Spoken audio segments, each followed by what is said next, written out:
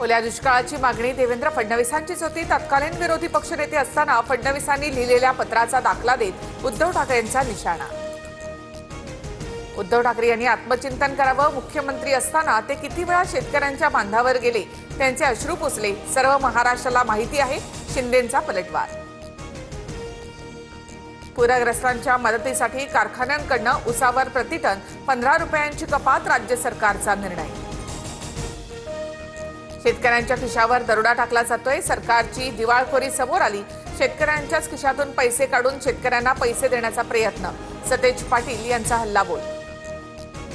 उसावर प्रतिटन 15 रुपये कपात करण्याचा निर्णय घेऊन सरकारने शेतकऱ्यांचा खिसा कापला। ही एक प्रकारे आधुनिक टोल वसुली, आमदार रोहित पवारांची टीका। गैरसमज पसरवण्याचा प्रयत्न, शेतकऱ्यांवर पैशांचा भार येणार नाही।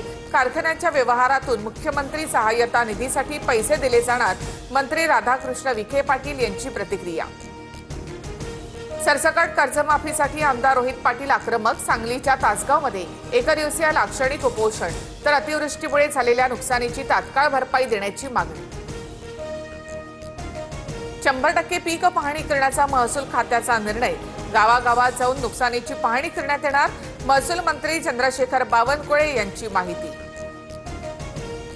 निवडणुकीमध्ये लाडक्या बहिणीला 3 हप्ते दिले, आता संकटात असताना बहिणीला पुढच्या 6 महिन्यांचे हप्ते द्या, उद्धव ठाकरेंची मागणी।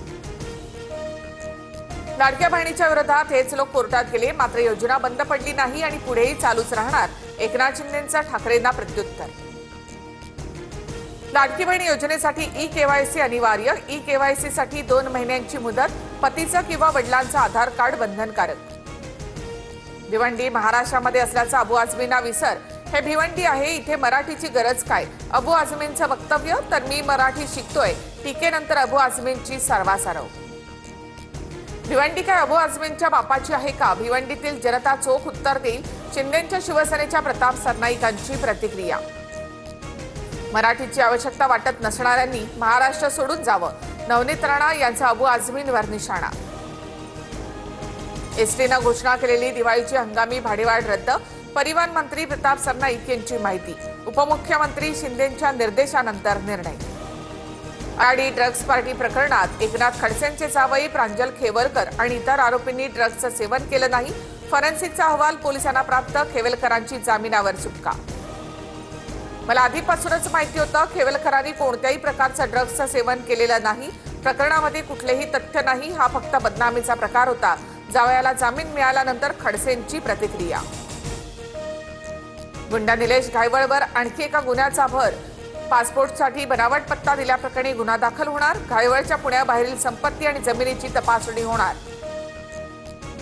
धनगर आरक्षणासाठी जालन्यामध्ये ठिकठिकाणी रास्ता रोको, रस्त्यावर टायर जळत, आंदोलकांकडून निषेध व्यक्त।